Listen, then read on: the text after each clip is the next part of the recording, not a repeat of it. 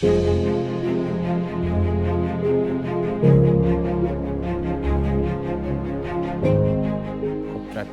Abajyana n'Igihe Kabiri ni koperative twatangiye turi abanyamuryango 28, dushoye igishoro buri munyamuryango atanga umugabane w'amafaranga ibihumbi 10. N'ibyo bihumbi 10 dutangira twirwanaho, turemera inama mu gacaca hafi ku kagari.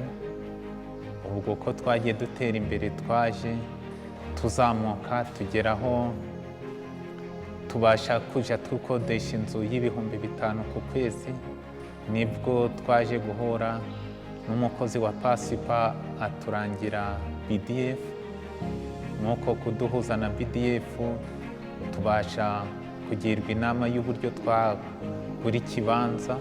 Tugura ikibanza turubaka dufashijwe na BDF. Ubu tukaba ku bufatanye na BDF dufite ikusanyirizo nk'uko mwabyiboneye, dukusanyirizamo imyaka dusarura.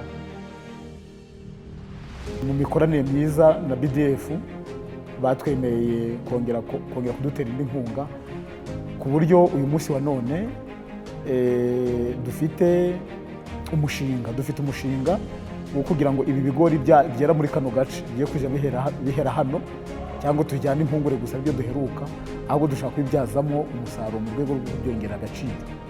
Hari muri urwo rwego BDF nanone ifatanyije na Pasipe, ubu iyi nyubako mureba hirya turimo twubaka kugira ngo tuzashyiremo imashini zidufasha kugira ngo bya bigori bivemo kawunga. Kawunga izaza yongere bya bigori byongere agaciro. Njye nashishikariza abantu nkabamara ubwoba, kuko BDF ibyo ivuga irabikora.